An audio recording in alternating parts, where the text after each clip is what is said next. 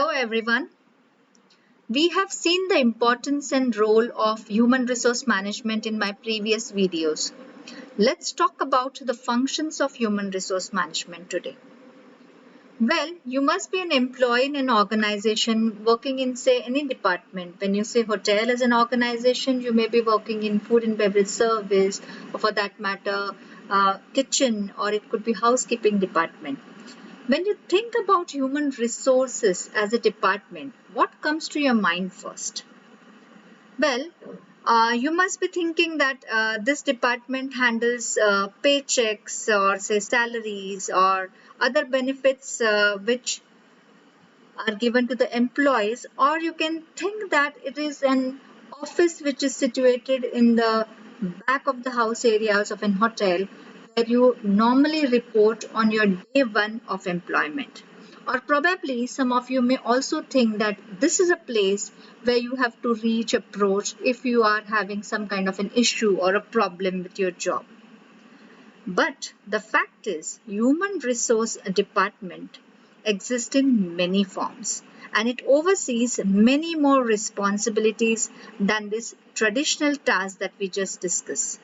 Perhaps we have seen the important change in the practice of human resource management in my previous videos. So let's have a look at some of the functions of human resource management. Well, broadly, they have been classified into three major functions. The first one is the managerial function. The second one is the operational function. And the third one is an advisory function. This video will help you understand in detail about all these functions. To begin with, let's have a look at the managerial functions. Further, the management or the managerial functions are classified as planning, function of organizing, staffing, directing, and controlling. With respect to human resource as a department, planning involves determining the personnel programs that can contribute to achieve the organizational goals. Now, these programs include anticipating or thinking, forecasting about hiring needs of the organization, how much staff to hire, how to hire, when to hire, or planning for any kind of a job requirement, and determining the source of recruitment. How are you going to go about it? Is it going to be an campus interview or is it going to be an advertisement through newspaper, etc.? All this goes into your planning. Once you plan and go ahead, the human resource management manager establishes the objectives and develops certain plans and programs to achieve them. So, in this development process, what exactly he does? In the development process, he assigns different activities which he has planned in the earlier phases to different people of the organization. He delegates the authority to various people in the organization and coordinates so that these activities are executed well, so that they go smoothly and that the function of HR is done properly. So the very next and the most important function of HR is staffing. The main aim of staffing is to provide a sufficient supply of qualified individuals to fill the job requirement in an organization. So in the earlier stages, we have found out how many vacancies we have, what kind of people do we need to have, and in this we are exactly going to hire these people into an organization. How do we go about it? So for that, the HR manager needs to do job analysis. They need to think about the recruitment and the selection process, and all this is covered under staffing function. Once staffing is done and the staff is hired, okay, or you have created some plans and implemented these plans, you need to now do the directing. So here you basically motivate people. You show them the right path, right direction so that they are moving on that path and achieving the organizational goal. And it involves a lot of encouragement which is given to the people so that they are working willingly and efficiently and effectively to achieve their goal as well as organizational goal. So human resource department can motivate the employees. They can think of their career planning. They can do salary administration. They can boost the employee morale in different ways and thus maintain a good relationship with the employees. In any management process, controlling is the most important function. So in human resources or in this departmental function, it's all about regulating the activities in accordance with the plans that you have made earlier, which you have formulated based on the objective of the organization. Further, if you think that these plans are deviating, then the manager has to correct that deviation which might occur in any process.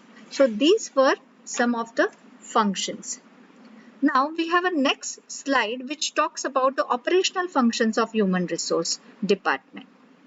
Broadly, this is classified as an employment function, as a development function, compensation management, and building employee relations. So when a company says that we are hiring, it's not an easy task. Lot of work, lot of planning goes into it because the most important task is providing an employment. So here the human resource through their recruitment procedure, they choose the right candidate for a particular job. And this is amongst all the applicants.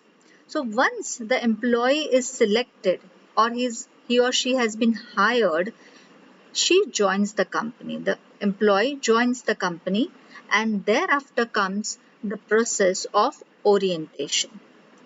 It helps the new entrant to gel up with the organization easily. In the orientation program, an employee, the one who has been hired, is introduced to different people in the organization, and this helps to remove any kind of anxiety or fear which the employee may bear in his mind. So this is to put him or her at ease in the workplace. Now look at some other developmental functions that the HR has to do. The company has hired the employees through some of the sources and they have to think of their career development. So the company HR does the employee performance evaluation because whether the employee is kind of developing or whether he is progressing can be only judged based on his evaluation, on his performance evaluation. That means they check how the employee is performing on the job and what are the positive points or where there is a scope for improvement, because all of us do lack some or the other kind of skills. So if we lack these skills, how can a company help that particular employee to polish these skills? There is always a scope of improvement. As I already said, the employee is put through different training programs in that case. Various programs, it can be either on the job training or off the job training, and which will help the joinee to update or to polish his knowledge, to polish his skills and further develop. Development, when we say, is the most important part, the career development of an employee, because when a company comes and hire them, they always show them some kind of a path wherein they can progress. So it's a continuous effort to match the long-term individual and the organizational needs. One can expect to have the competent employees to continue in the organization. Well, compensation management comes as the next most important function of human resource. In this or under this compensation management function, the first thing that is expected from a human resource department is a job evaluation. So now what is job evaluation? It is a systematic way of determining the value or a worth of a particular job so that payment structures can be decided or determined.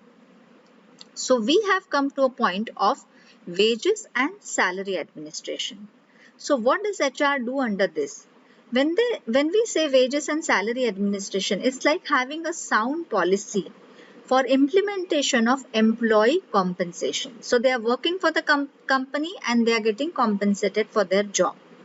This includes wage surveys, profit sharing, wage changes, and any other relevant costs which are considered or included under this activity.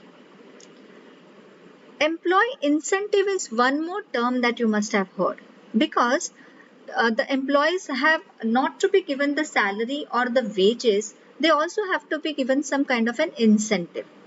Now these incentives are nothing but the rewards, or these are some kind of privileges at times which are given to the employee, and they motivate the employees.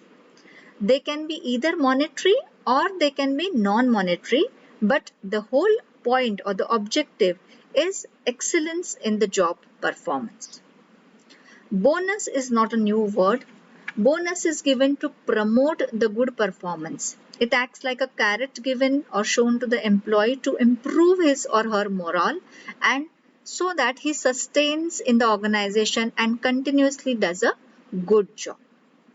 Some companies also give many other employee benefits, because other than salaries and wages and other incentives, the benefits are also important. These benefits can be very simple. They can be as simple as a meal breaks, or they can be some kind of leaves such as maternity benefits, or casual leaves, or earned leaves, or they can be an insurance or a company or a group insurance, retirement benefits. It can be a social security given to your employee. It can be a health insurance of an employee, so forth and so on. So there are multiple employee benefits that the company can offer to their employees. This is all to keep them highly motivated so that they remain with your company, and a good and talented pool of people stays with your company. Now, why is it company doing so much? What is the whole idea of creating such kind of an environment for the employees? It is to build your employee relations, or we can say it human relations, so that the relationship between the employer and the employee is maintained. And there are four pillars to the employee relations. The first pillar, if I have to talk, is having a open communication. The second one is showing respect or gratitude. That means treating them as humans. The third one is taking regular feedback. And the fourth one is investing in your employees. Well, we have seen two types of functions. Let's have a look at the last type of function, which is an advisory function.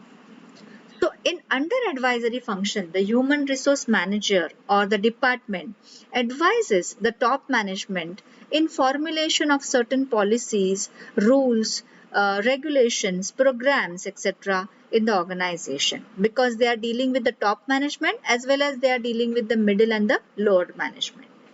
Human resource may also advise the departmental heads on the manpower planning, on job analysis, on job design, for their training or the performance appraisal of the employees, and so on.